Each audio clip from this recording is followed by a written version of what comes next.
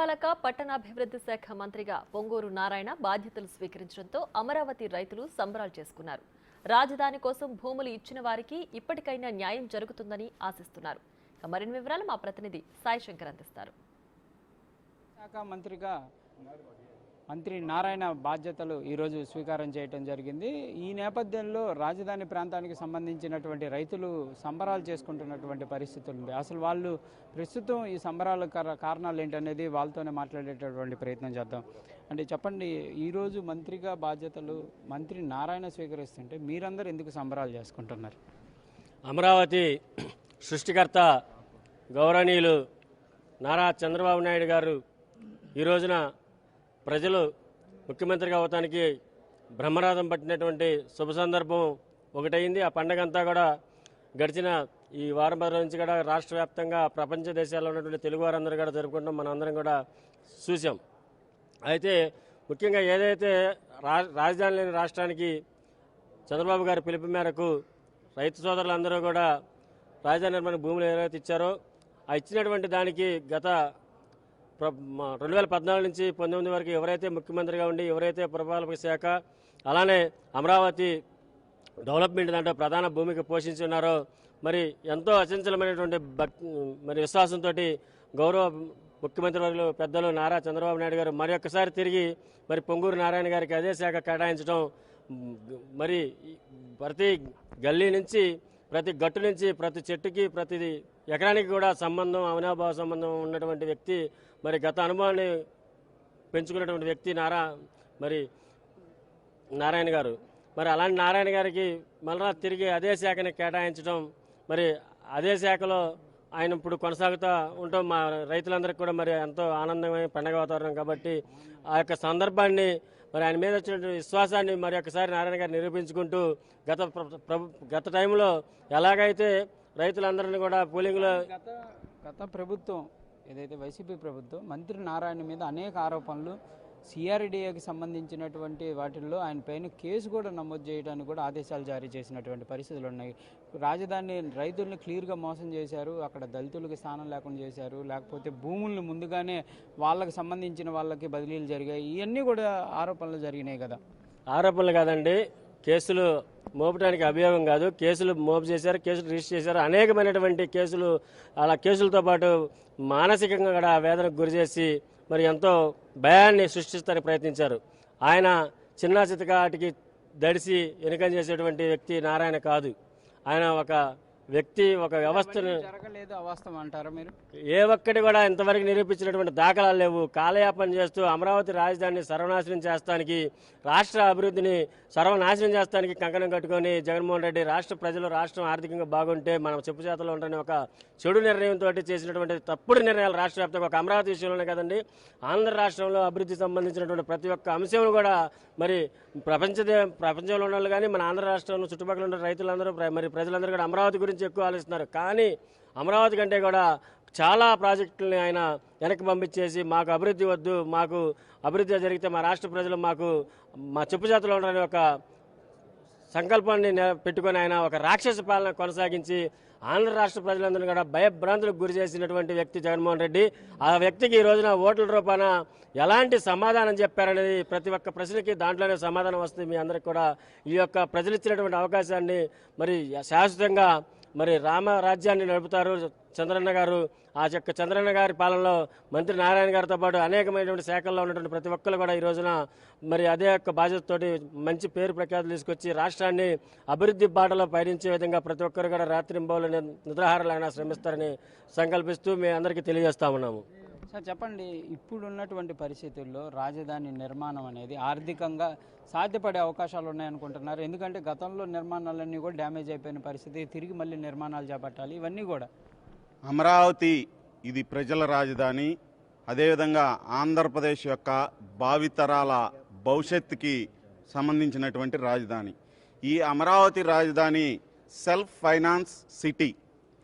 దీనికి కేవలం ఆర్థిక సహకారం మాత్రమే రాష్ట్ర ప్రభుత్వం అందించవలసిన అవసరం ఉంది. అంతేగాని రాష్ట్రంలో ఉన్నటువంటి నిధులన్నీ కూడా ఈ అమరావతి అభివృద్ధికి వాడాల్సిన అవసరం లేదు. కేవలం సహకారం అందిస్తే ఈ అమరావతి దాని అంతటకు అదే అభివృద్ధి చెందిద్ది. ఈ అమరావతి ప్రాంతంలో 55,000 ఎకరాల భూమి ఉన్నది. ఈ 55,000 ఎకరాల భూమిలో 8,000 ఎకరాల భూమి మాత్రమే ఇక్కడున్న స్థానిక రైతులది. మిగతా 45,000 ఎకరాల భూమి ఈ రాష్ట్రంలో ఉన్న ప్రతి ఒక్క ప్రజలది, ప్రతి ఒక్కరిది, ఈ రాష్ట్ర ప్రభుత్వం యొక్క ఆస్తి. అదేవిధంగా ఈ అమరావతి అభివృద్ధి చెందటం తథ్యం. నారాయణ గారు లాంటి అనుభవశాలి, ఈ అమరావతి ప్రాంతం గురించి అణువణువు తెలిసినటువంటి వ్యక్తి నారాయణ గారు. నారాయణ గారిని మరలా అదే శాఖకి ఈ అమరావతి అభివృద్ధి కోసం మరి నియమించడం, ఈరోజు మరి బాధ్యతలు స్వీకరించడం, అమరావతి ప్రాంత రైతులుగా, రైతు కూలీలం, ఈ ప్రాంత ప్రజలం, అదేవిధంగా ఆంధ్రప్రదేశ్లో ఉన్నటువంటి ప్రతి ఒక్కరు కూడా ఎంతో సంతోషంగా ఉన్నారని చెప్పి ఈ సందర్భంగా మనవి చేస్తూ ఉన్నాం. చెప్పండి, ఎలా ఫీల్ అవుతున్నారు? ఇప్పుడు చాలా ఆనందాన్ని వ్యక్తం చేస్తూ మీరంతా స్వీట్లు పంచుకున్నారు, కానీ జరగబోయే పరిస్థితులు అనుకూలంగానే అవుతాయి అనుకుంటున్నారా? ఇప్పుడు ఇక్కడ అసలు ఈ సచివాలయంలో ఏ చెట్టుని అడిగినా ఏది అడిగినా ఈ బిల్డింగ్లు కట్టింది ముఖ్యమంత్రి చంద్రబాబు నాయుడు గారు. ఆ రోజు 2014 నుంచి 2019 వరకు ఆ రోజు మున్సిపల్ శాఖ మంత్రిగా ఉన్న నారాయణ గారు, వీళ్ళిద్దరు కృషి వల్లనే ఆ రోజు ఇవన్నీ దాన్ని ఈ 5 సంవత్సరాల్లో గత 5 సంవత్సరాలు ఏమీ లేదు, నాశనం చేశాడు.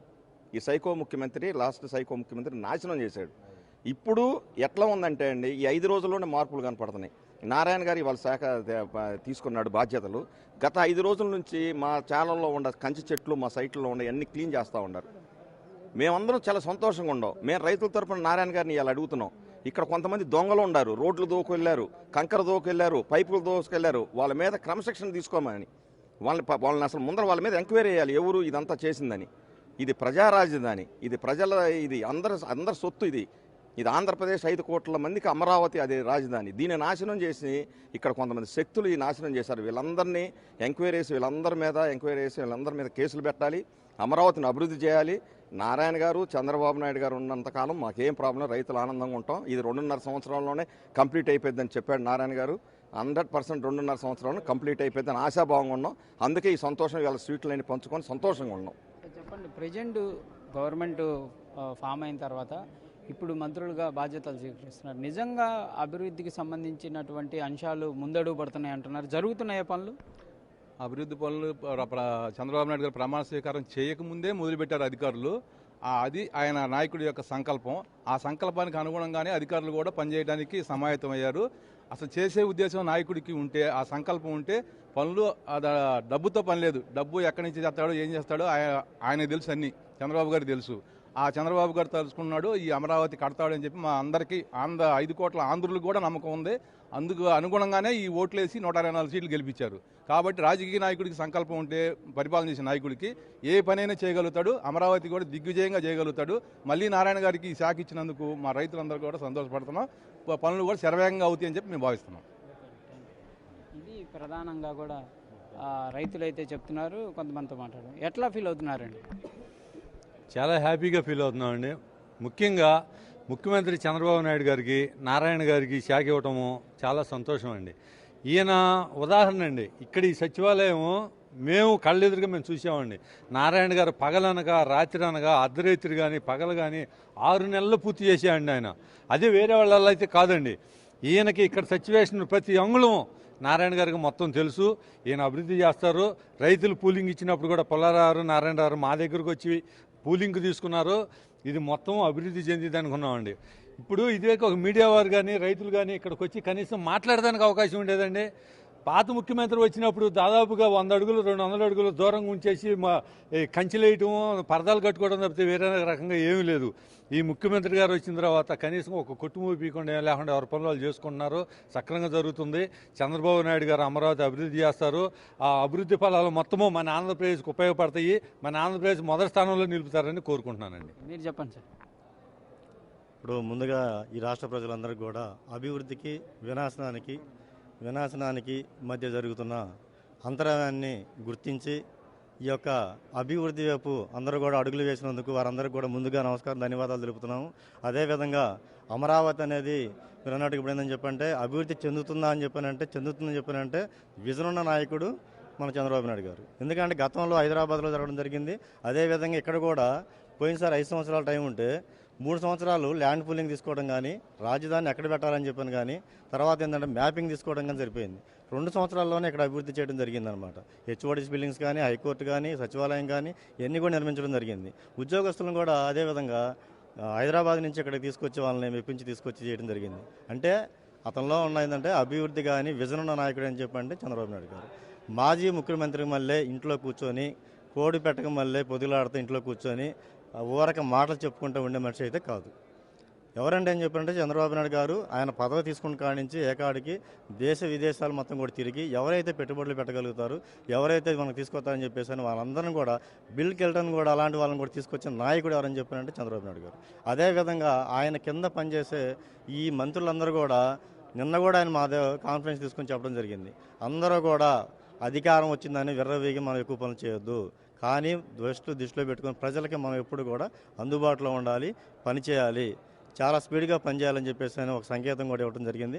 అదేవిధంగా నారాయణ గారు ఈరోజు మరి మంత్రి పదవులుగా బాధ్యతలు స్వీకరించడం జరిగింది. వారికి ఎందుకంటే అమరావతిలో గతంలో చేసిన వర్క్ అంతా కూడా ఆయన ద్వారా జరిగింది. అప్పుడు మరి అవన్నీ కూడా ఎక్కడ దాకా జరిగింది, ఎక్కడ మొదలు పెట్టాలనేది అన్నీ తెలుసు ఆయనకి. మళ్ళీ ఆయనకే ఇచ్చినందుకు మాకైతే చాలా సంతోషంగా ఉంది. అమరావతి అనేది 2 సంవత్సరాలన్నరలో పూర్తి చేస్తామని చెప్పారంటే మాకు నమ్మకం ఉంది, చేయగలుగుతారని చెప్పని రాష్ట్ర ప్రజలకు అదేవిధంగా ఈ అమరావతి ద్వారా వచ్చే ఫలాలను కూడా రాష్ట్ర నలువైపులు కూడా పంచుతారనే ధైర్యం కూడా మాకు ఉందని. ఇది ప్రధానంగా రైతులైతే చెప్తున్నటువంటి పరిస్థితి ఉంది. పట్టణాభివృద్ధి శాఖ మంత్రి నారాయణకి మరోసారి అవకాశం ఇవ్వడం కూడా తమకు చాలా ఆనందంగా ఉంది. కంపల్సరీగా చంద్రబాబు నారాయణ ఆధ్వర్యంలో రాజధాని ప్రాంతం అనేది శరవేగంగా అభివృద్ధి చెందుతుందనే విధంగా కూడా స్థానికంగా ఉన్నటువంటి రైతులైతే ఆశాభావాన్ని వ్యక్తం చేస్తున్నారు. కెమెరామ్యాన్ సిద్ధుతో సాయి శంకర్, సెక్రటేరియట్ నుంచి.